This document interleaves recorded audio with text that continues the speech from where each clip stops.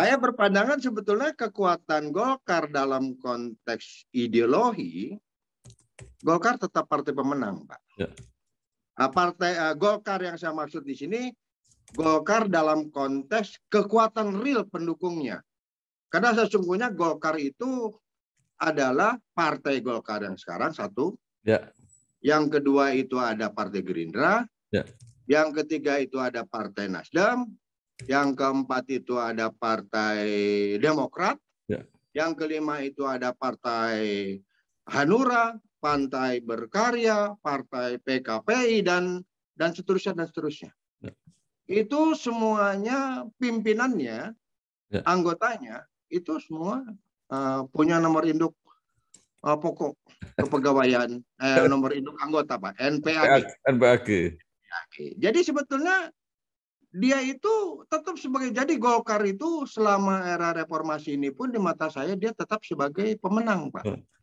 Rival-rivalnya itu, ya saya tidak perlu harus menyebutkan rivalnya yang sekarang ini siapa begitu Pak Bambang ya. Dia tidak pernah jadi pemenang karena dia tidak pernah mampu mencapai angka mayoritas. Ya. Mencapai angka, jangankan mencapai angka mayoritas 50%, ya. Mencapai angka 30% aja kan tidak.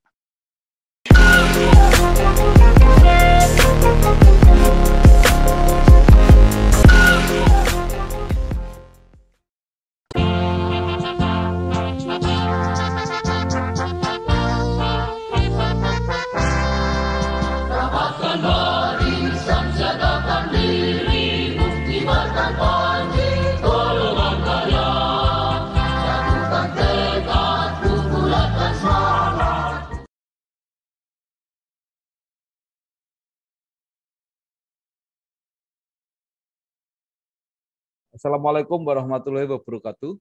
Bersama saya Bambang Sadono di channel Inspirasi untuk Bangsa. Mudah-mudahan channel ini selalu bisa memberi inspirasi, motivasi, edukasi, informasi, syukur bisa membantu mencari solusi. Sedang mempersiapkan beberapa video untuk ikut memperingati Mangayu Bagio, memaknai arti 57 tahun Partai Golkar berkiprah di dalam kebangsaan dan kenegaraan di Republik Indonesia. Saya sudah bersama dengan seorang tokoh senior ya di Partai Golkar, yaitu Bapak Dr. Andes Agun Gunanjar Sudarsa, BCIP MSc. Ya. Apa kabar Pak Agun? Kabar baik Pak Bambang, selalu sehat Pak Bambang. Iya. Pak Agun Gunanjar ini adalah anggota DPR RI yang luar biasa sejak tahun 1997, ya, berturut-turut sampai sekarang masih duduk di DPR RI. Tahun 1997 bersama-sama dengan Bapak. Sama-sama di Komisi 1. Betul, artinya Pak Agun sudah sempat berpindah-pindah di banyak komisi, terakhir di Komisi 11, Komisi Sekarang Keuangan. di Komisi 11, betul. Nah, baik Pak Agun, dalam perjalanan yang begitu panjang, apa yang Pak Agun rasakan dan apa perenungan Pak Agun, apa yang ingin disampaikan begitu lama berada di Partai Golkar dan mengabdi terutama di lembaga legislatif. Silakan Pak Agun. Ya, yang tentunya dalam rangka 57 tahun ya, 57 tahun Partai Golkar nanti pada tanggal 20 Oktober tahun 2021 Pak Bambang. Ya. Nah, kita sama-sama pernah mengikuti bagaimana sejarah Golkar di era Orde Baru. Ya, zamannya Pak Harto berkuasa.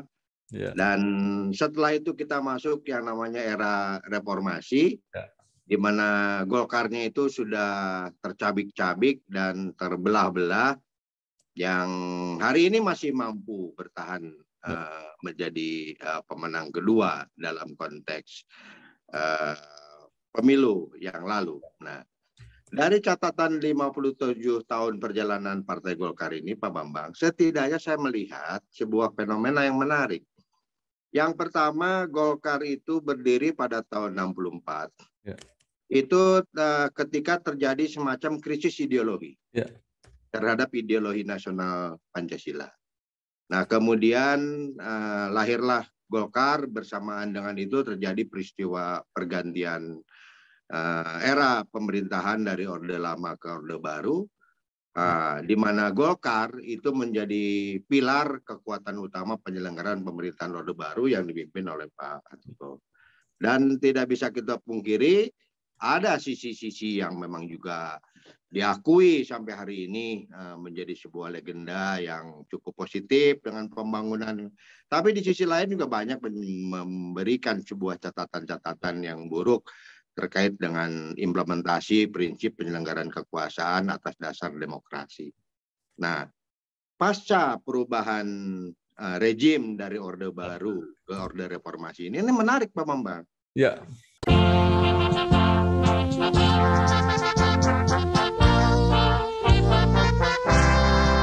Rapatkan barisan, siagakan diri, buktikan janji, golongan karya. Jatuhkan tekad, kukulatkan semangat. Saya berpandangan sebetulnya kekuatan Golkar dalam konteks ideologi, Golkar tetap partai pemenang, Pak. Ya. Partai Golkar yang saya maksud di sini, Golkar dalam konteks kekuatan real pendukungnya. Karena sesungguhnya Golkar itu adalah partai Golkar yang sekarang satu. Ya. Yang kedua itu ada Partai Gerindra. Ya. Yang ketiga itu ada Partai Nasdem. Yang keempat itu ada Partai Demokrat. Ya.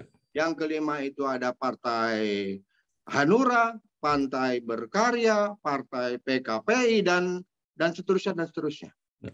Itu semuanya pimpinannya, ya. Anggotanya itu semua punya nomor induk pokok kepegawaian, nomor induk anggota, Pak, NPAG. NPAG.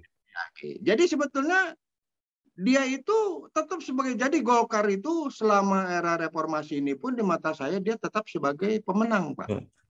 Rival-rivalnya itu, ya saya tidak perlu harus menyebutkan rivalnya yang sekarang ini siapa begitu, Pak Bambang, ya. Dia tidak pernah jadi pemenang karena dia tidak pernah mampu mencapai angka mayoritas. Ya.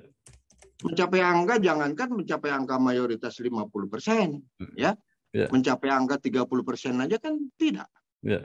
Hanya 20 sekian. Nah, artinya dari sini saya melihat dalam konteks perjalanan 57 tahun Partai Golkar ini, ada sebuah sekuen, ya, yang memang menarik dalam sejarah perjalanan bangsa kita itu, yang selalu kita bisa melihat dari periodenya Bung Karno, masuk ke Pak Harto, masuk ke Pak Habibie, masuk ke Gus Dur, begitu ya, masuk ke Mega, dari Mega baru masuk pemilihan langsung SBY, dan sekarang Jokowi Maruf Amin. Ada periode-periode tertentu yang memang secara real masyarakat rakyat itu satu periode akan terhantarkan kepada sebuah bentuk, ini rejim yang sekarang tuh kayak apa.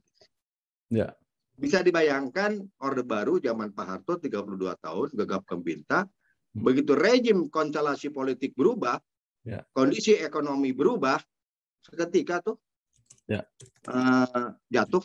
Nah, artinya buat saya di 57 tahun hari ini, setelah 20 tahun, Pak, 20 tahun terselenggaranya era reformasi, ini sudah menjadi bahan yang cukup bagi publik, bagi masyarakat, melihat sesungguhnya partai-partai yang berkuasa hari ini tuh, partai-partai yang menjalankan pemerintahan hari ini tuh, itu apa yang dirasakan oleh rakyat. Dia akan melihat ke sana, Pak. Sama seperti Golkar belum jadi partai, dia kena hukuman, Pak. Nah, jadi saya berkeyakinan pada periode pemilu 2024 hari ini, publik akan terhantarkan ke sana.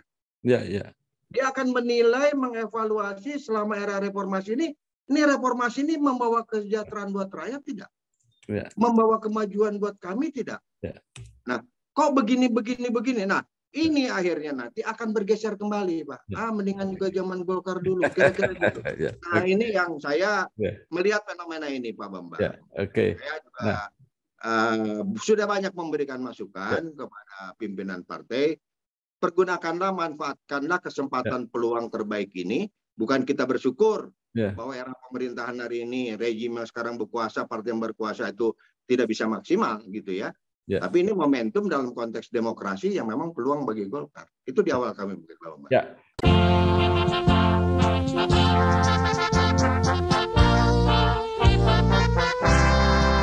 Rapatkan barisan, siagakan diri, buktikan panji, golongan karya. Satukan tekad, bulatkan semangat. Pak Agun, tadi kesimpulannya bahwa ada kemungkinan orang rindu masa Golkar dulu. Sekarang pertanyaannya, apa sih kehebatan Golkar pada masa-masa yang pantas dirindukan itu? Nah, Masa-masa Pak Harto. jadi salah satunya Pak ya, kader Golkar kemarin dalam era pandemik Ya. itu sudah semua masif Pak. Ya. Turun di dapil masing-masing, ya, Ya. melakukan kegiatan-kegiatan bantuan-bantuan sosial dalam rangka pandemi COVID. Itu menurunkan sembako. Ya. Jumlahnya sudah tidak. Saya tahu bagaimana teman-teman anggota DPR RI yang ada di berbagai daerah itu turun semua Pak, termasuk program-program organisasi-organisasi yang didirikan dan mendirikan juga melakukan vaksinasi dan sebagainya. Nah, itu yang hemat kami, anjang sana itu yang sudah semakin terus dilakukan oleh para anggota dewannya, baik di pusat, di provinsi dan di kabupaten. Apalagi hari ini sudah agak sedikit tertopang karena ada dana untuk keperluan reses, ada kunjungan dapil, itu bisa dioptimalkan untuk melakukan itu. Nah, sekarang ini Pak, dalam rangka 57 tahun yang akan datang, yang lebih baik lagi hari ini saya melihat juga sistem pemanfaatan jaringan teknologi informasi. Ini juga sudah dilakukan Pak. Jadi nanti seperti kita mungkin satu-satunya partai yang mampu melakukan kegiatan partai melalui Zoom meeting yang jumlahnya itu belum terkalahkan lah. Yang diikuti dari Sabang sampai Merauke dan seluruh struktur partai itu mengikuti provinsi sampai kabupaten. Jadi jaringan-jaringan metode teknologi informasi IT juga kita kembangkan. Nah, termasuk juga dengan melakukan pendidikan politik yang selama ini dilakukan oleh Golkar Institute, Pak. Ya. Nah, itu juga terus dilakukan Golkar Institute, termasuk juga yang saya lebih apresiasi lagi itu hari ini banyak anak-anak muda, Pak. Banyak anak-anak muda yang sudah mampu terjun dalam kancah-kancah pertemuan, bukan hanya pertemuan nasional, Pak. Banyak kader Golkar ya yang muda-muda itu sudah mampu tampil dalam kancah forum-forum parlemen dunia, Pak.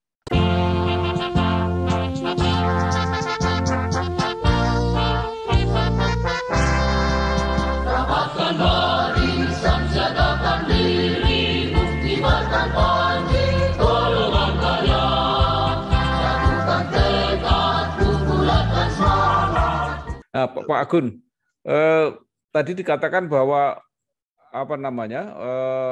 era yang membuat orang bangkit lagi akan mendukung Golkar itu pasti era Orde Baru, eranya Pak Harto. Nah, maksud saya apa sih kehebatan Golkar di era Orde Baru itu, di era Pak Harto itu apa yang hebat sehingga kita perlu seperti melihat kembali apa yang sudah dikerjakan?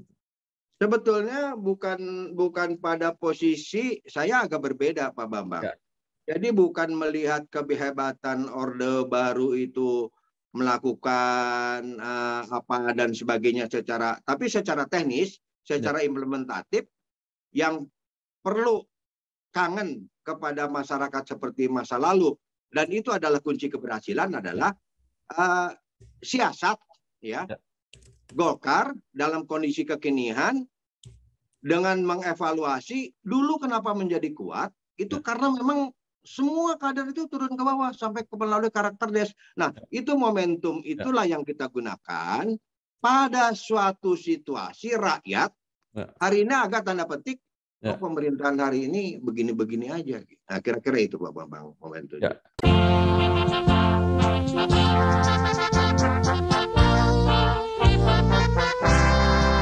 Rapatkan barisan, siagakan diri, buktikan panji, golongan karya. Satukan tekad. Nah, tadi juga dikatakan bahwa sesungguhnya secara ideologis, artinya ideologi yang sesuai pemikirannya Golkar ya, itu tetap menang karena jumlahnya, artinya partai-partai yang terpisah yang itu berasal dari kader-kader Golkar kalau dikumpulkan jumlahnya masih mayoritas. Ya. Nah, yang menarik Pak Agun, pertanyaannya adalah kenapa partai-partai yang seideologi ini, seperjuangan, semasa lalu tidak bisa bersatu, berkoalisi, justru jadi pisah-pisah gitu. Kalau jadi satu masih kuat sekali. Nah, inilah yang saya maksud ya. Kami harapkan juga dalam konteks 57 tahun Partai Golkar ini, DPP Partai Golkar itu mendalami, mengingat gitu ya sejarah masa lalunya tentang kehebatan Golkar, tentang kelahiran Golkar, yang itu semua berawal dalam konteks ideologi. Nah, kan juga masyarakat paham hari ini bahwa dulu bisa membangun, bisa tenang, bisa damai, bisa rukun. Nah, Pak Harto menerjemahkannya dalam konteks P4 gitu ya, pedoman kehidupan berbangsa bernegara. Nah, supaya semuanya itu bisa bersatu, bisa toleransi, bisa menghargai. Itu kan kebijakan-kebijakan yang ditempuh untuk mempersatukan keragaman itu oleh zaman Golkar di eranya Pak Harto. Nah, dalam konteks kekinian ini kan ada semacam polarisasi ideologi, kebebasan, yang seolah-olahnya semuanya itu serba bebas, apapun boleh, segalanya boleh. Nah, tapi akibatnya kebablasan. Nah, kebablasan era reformasi ini, yang saya meyakini mereka melihat siapa pelaku-pelaku itu semua. Partai ini membawa haluan ideologi apa? Partai ini membawa haluan ideologi apa? Nah, sehingga benar yang dikatakan oleh Pak Bambang, saya mendukung. Memang sepantasnya ya partai-partai yang sebetulnya berinduk secara ideologi itu sama dan itu semuanya punya NPAG, itu yang sebetulnya diharapkan kami itu bisa bersatu padu menjadi sebuah kekuatan menjalankan menghadapi pemilu yang akan datang. Itu yang harapan kami.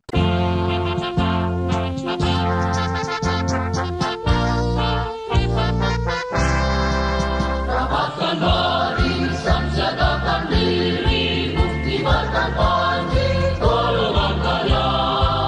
Satukan tekad, kukulatkan semangat.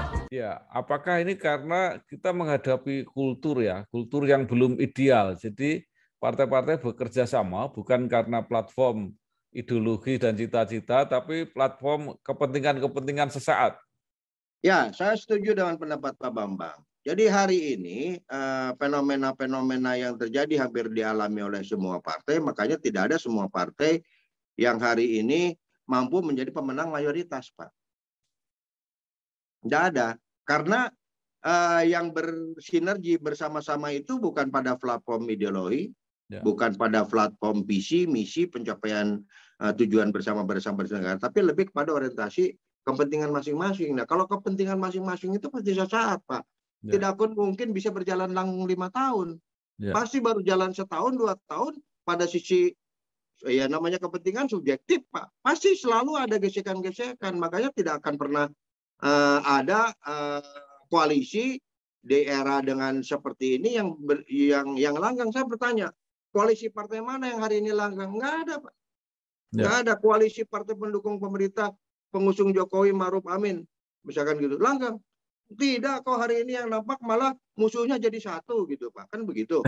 Nah, ini kan fenomena-fenomena yang akhirnya publik menilai. Nah, ketika melihat fenomena politik kayak gini, ya akhirnya dia jenuh. Ini partai-partai baru, partai-partai yang berkuasa dikasih kesempatan reformasi, kok jalannya kayak gini gitu. Nah, ini menurut saya, ini peluang bagi Golkar. Peluang bagi partai-partai yang berharap kita bisa bersatu kembali.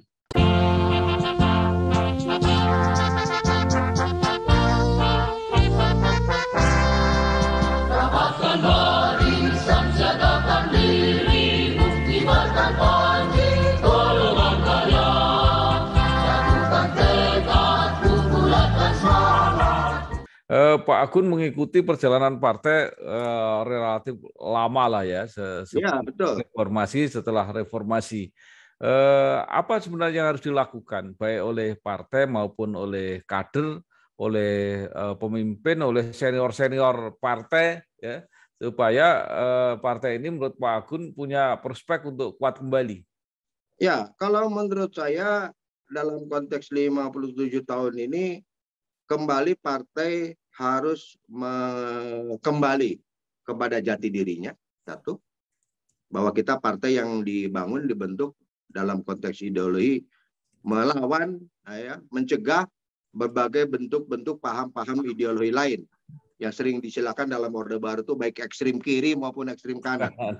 Kan begitu kan Pak ya, eka-eki gitu. Itu harus juga kita, kenapa mesti malu gitu. Memang kita nih ideologi nasionalis kita tidak orang yang selalu ekstrim kiri dan ekstrim kanan. Kita bergerak lurus pada ideologi Pancasila. Itu yang harus ditegaskan, dibangunkan kembali kepada jati diri. Yang kedua, partai ini juga harus kembali meletakkan posisinya kembali untuk menjalankan fungsi-fungsi kepartaian itu berjalan sebagaimana adanya secara objektif gitu Pak.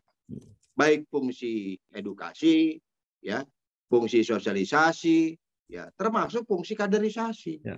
Dan fungsi kaderisasi ini saya sudah melihat ada Golkar Institute yang hari ini melakukan proses pendidikan seperti yang berwawasan kebangsaan, berwawasan ekonomi global, lalu yang menguasai teknologi informasi, menguasai pola-pola komunikasi, bagaimana kampanye melalui media, itu petunjuk-petunjuk itu hari ini sudah dilakukan. Nah, tapi yang lebih penting dari itu menurut hemat saya, harus tetap partai ini membangun semangat korsa, Pak.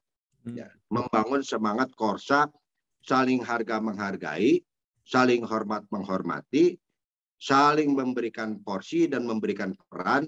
Nah, tidak ada sesuatu yang paling dominan, tapi dengan adanya kolaborasi di antara seluruh kekuatan yang ada, menghargai para senior, memposisikan para senior, bersilaturahmi.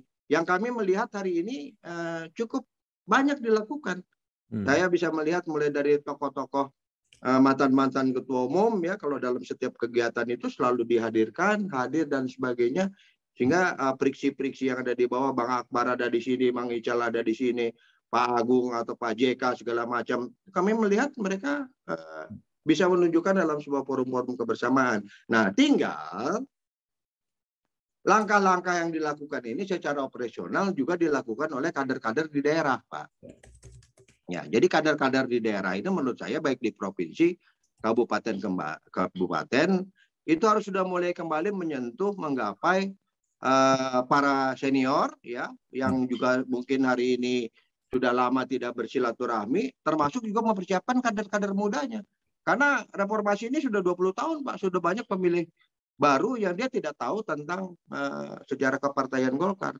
Nah, ini juga harus direkrut dengan cara-cara yang cara-cara yang menarik, cara-cara dunia mereka, gitu Pak.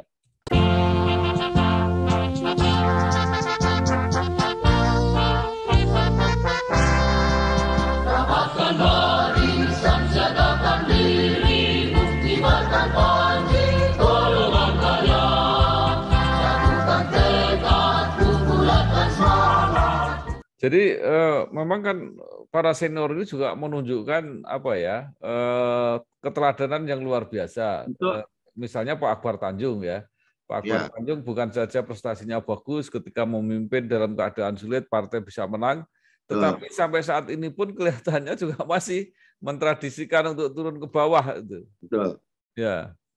Ya, tidak hanya Pak Akbar Tanjung kan, hampir semua dewan pakar, dewan pembina, dewan penasihat. Bahkan kemarin pun saya di lembaga kajian itu berdialog dengan Pak Andi Matalata, bertemu dengan Pak Rambe Kamaluzaman yang diskusi dialog, walaupun mereka itu mantan DPP, mantan para pejabat tinggi di lembaga negara, pimpinan fraksi, tapi mereka masih serius Pak Bambang membicarakan tentang Golkar ke depan, dan mereka ternyata optimis. Fenomena yang saya utarakan itu sejalan dengan pemikiran mereka.